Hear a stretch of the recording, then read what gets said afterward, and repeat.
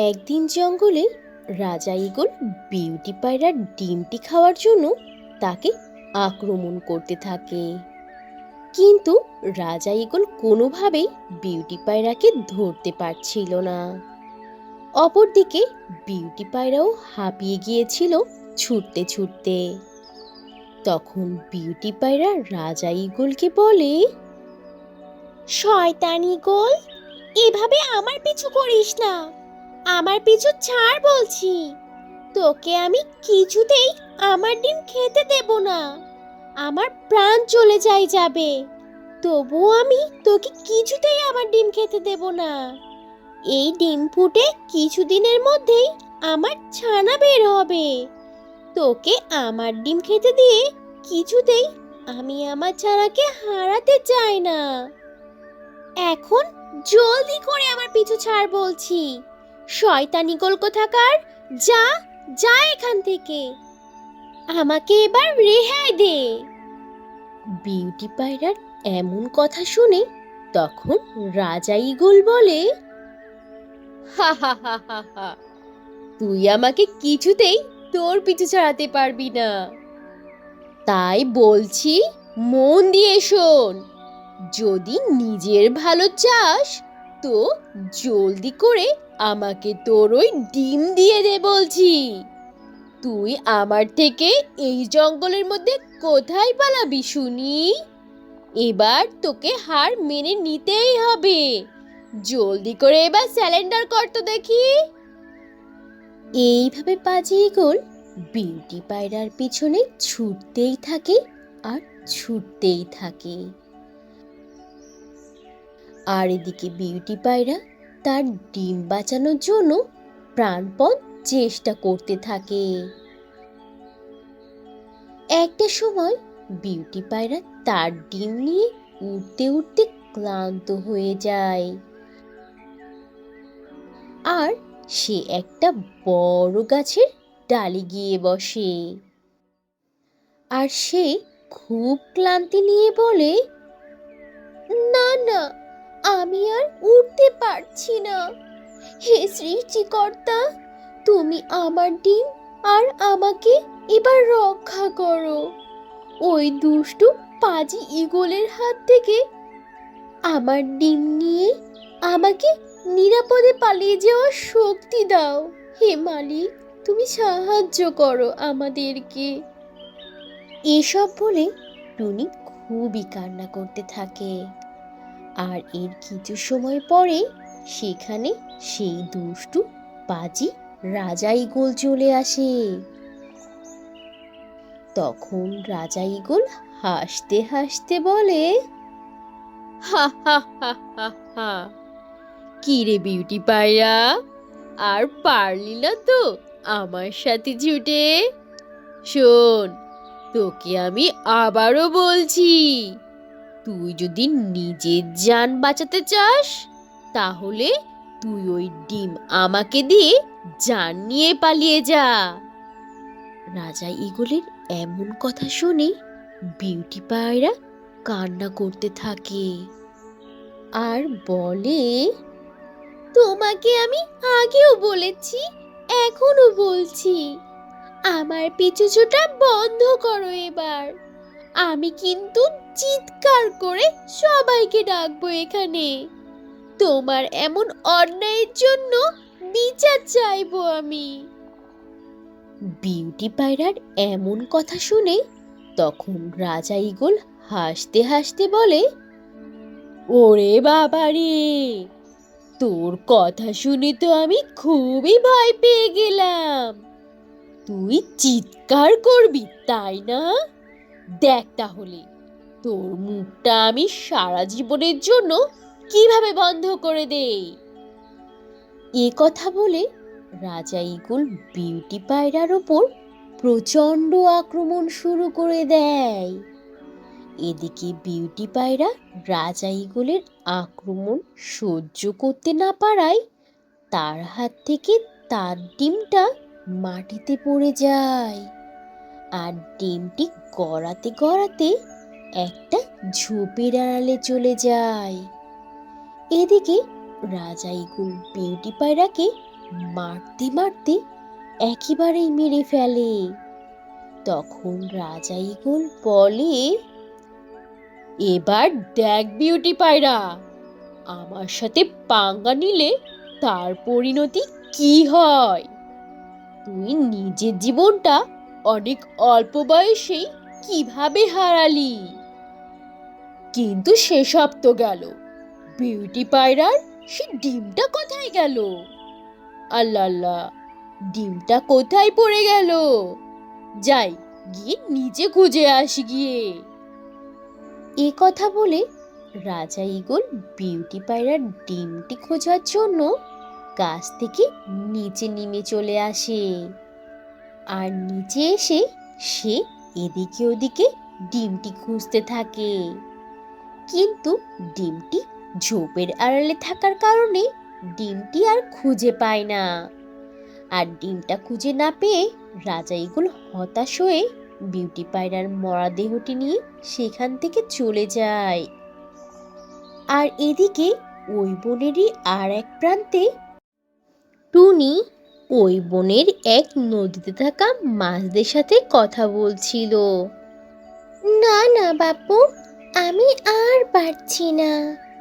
তোমাদের জন্য শস্যদানা খোঁজ করতে গিয়ে এক ঝোপ থেকে অন্য ঝোপে সারাটা দিন ঘুরে বেড়াচ্ছি, কিন্তু এখন আমি আর কোথাও তোমাদের জন্য শস্যদানা খুঁজে পাচ্ছি না গো।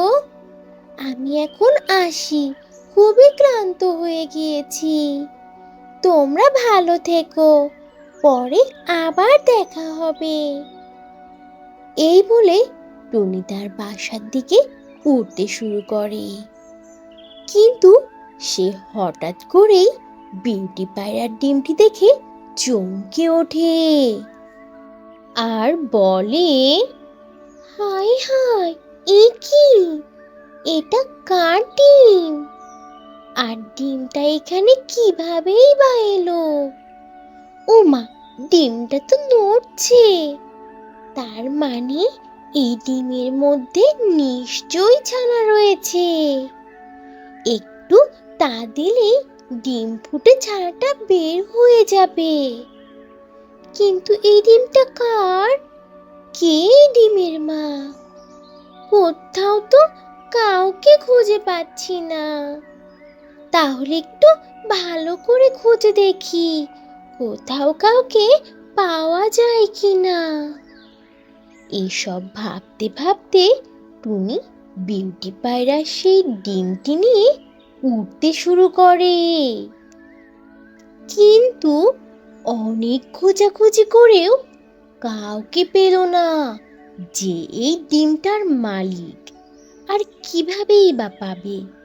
এই ডিমের মা তো বিউটি পায়রা ছিল, আর সে তো তার এই ডিমকে বাঁচাতে গিয়ে অনেক আগেই পাজি দুষ্টু ঈগলের হাতে আক্রমণের শিকার হয়ে অনেক আগেই মারা গিয়েছে। এদিকে অনেক খোঁজাখুঁজি করেও টুনি কাউকে না পেয়ে তখন মনে মনে বলতে লাগলো, না, চারিদিকে অনেক খোঁজাখুঁজি করেও তো কোনো পাখিকে দেখলাম না। তাহলে কি এই ডিমের কোনো মালিক নেই? কিন্তু এদিকে এই ডিমে তা না দিলে তো ডিমের ভেতরের বাচ্চাটা মারা যাবে। না না, তা কিছুতেই হতে দেওয়া যাবে না। এই ডিমটা যখন আমি কুড়িয়ে পেয়েছি, তাহলে এই ডিমে আমি তা দেব, আমি এর মা হব।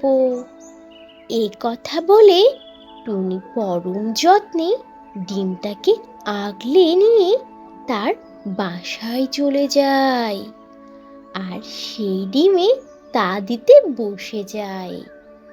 এভাবে আরো বেশ কয়েকটা দিন কেটে যায়।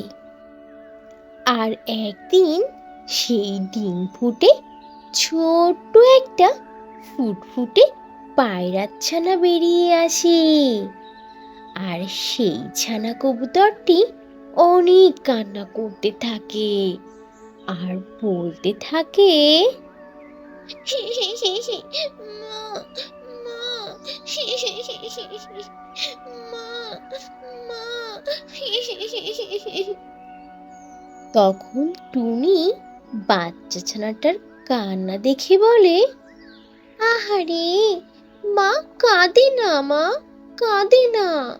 এই তো আমি তোর পাশেই আছি। আমিই তো তোর মা। যে দেখ আমাকে, দেখ না মা, আমি তোর মা। আর তুই হচ্ছিস আমার ছোট্ট মেয়ে ছানা। তখন টুনির কথা শুনে বাচ্চা ছানাটা বলতে থাকে, তুমি আমার মা। মা গো, শোনো না, আমার খুব ক্ষুধা পেয়েছে, আমাকে কিছু খেতে দাও। ও মা, আমাকে কিছু খেতে দাও না, খুব ক্ষুধা পেয়েছে গো। পাগল মেয়েটার এমন আবদার শুনে টুনি মনে মনে বলে, আহারে, ছানাটা কত মিষ্টি, আমাকে কত সুন্দর করে মা বলে ডাকছে। এই ছানাকে আমি আর কোথাও যেতে দেব না। আজ থেকে এই আমার নিজের মেয়ে, আর এর নাম আমি রাখবো পারুল। এ কথা বলে টুনি পারুলকে পরম যত্নে শস্যদানা গালে তুলে খাওয়াতে থাকে। আর এইভাবে টুনি পারুলকে বড় করতে থাকে। এরপর আরো কিছুদিন কেটে যায়। একদিন বনের মধ্যে অনেক বৃষ্টি হচ্ছিল। তখন যোগু কাক দেখতে পায় তার ভাঙা ঘরের মধ্যে বৃষ্টির পানি চলে আসছে। তখন যোগু কাক বলে, আহা, এ কোন বিপদে পড়লাম আমি! এই বর্ষাকাল আসলেই আমার শান্তির ঘুম সব নষ্ট হয়ে যায়। এমনিতেই আমার কষ্ট করে বাড়ি বানাতে একদমই ইচ্ছে করে না। আবার এদিকে আমার ভাঙা বাড়িতে থাকলে তো ভিজেই যাব। যাই, দেখি কারোর ঘর দখল করা যায় কি না। তাহলে নিজের ঘর আর মেরামত করে কোনো কাজ নেই। অন্যের ঘরে শান্তি মতো বর্ষাকালটা কাটিয়ে দিতে পারবো। এ কথা বলে যোগু কাক সেখান থেকে উড়তে উড়তে বাইরে চলে আসে আর ঘর খুঁজতে থাকে বর্ষাকালটা শান্তি মতো কাটানোর জন্য। এরপর ঘর খুঁজতে খুঁজতে সে টুনির ঘরের সামনে চলে আসে।